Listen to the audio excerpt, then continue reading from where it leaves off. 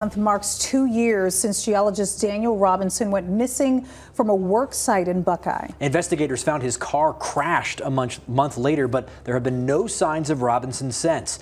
Buckeye police just released an updated report on this case, and his father is responding to new information that's now out in the public. True Crime Arizona's Brianna Whitney has been sifting through the documents here. Brianna, what have we learned so far? Yeah, I mean, any new details could be crucial to the case, and now we know specifics about when Daniel's phone was at the crash site, which helps rule out some things. We also got a better idea of forensics on Daniel's electronics and where Buckeye police stand now in terms of following tips. New revelations in the Daniel Robinson case, as his family and investigators are going on 2 years of searching for the missing geologist, who vanished in late June 2021. His car was found crashed with all his belongings inside, but Daniel was never seen again. The police report reveals when detectives extracted data from Daniel's Google searches in the week leading up to his disappearance.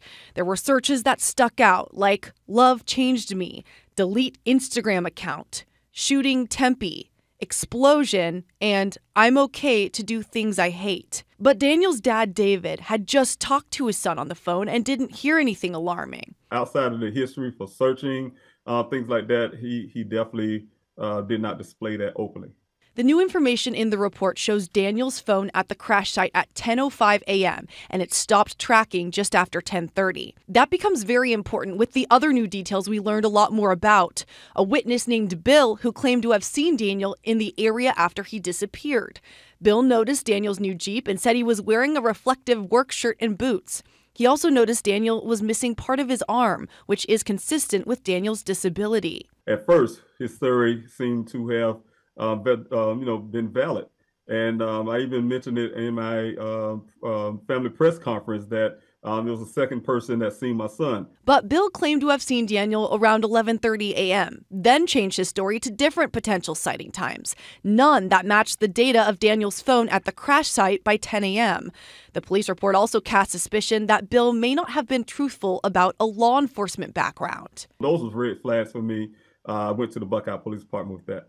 After Buckeye police interviewed Bill just 2 weeks ago, they issued this statement in their report. At this time, there is no evidence in Billy's electronic devices or phone records, which helps to corroborate or disprove his story.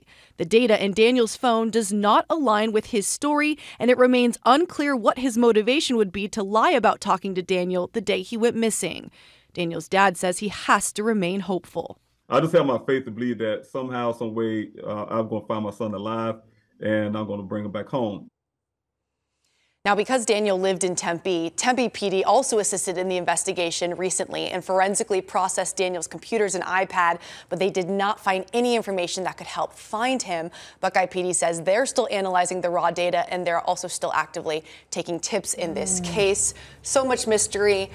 As for later this month, Daniel's dad, David, is holding a virtual candlelight vigil on June 23rd. That will mark the exact 2-year anniversary of him going missing. So basically all of his devices were in that car. Nothing. He carried nothing with him if he left the car. Right. Nothing with him. And that's what's interesting here. Was there foul play? Was there not foul play? And if there wasn't, you don't think he would have made it very far because it was so hot out there that time. His shoes, clothes, everything was at the car. So it's just nothing really adds up. There are no theories, no possible theories. I mean, people have their theories, either he might have been picked up or, you know, was there foul play? Did somebody take him? Like kidnapping. Sure, things like that. I mean, people have come up with different theories, but the reality is we don't know. As far as the evidence goes. Right, right.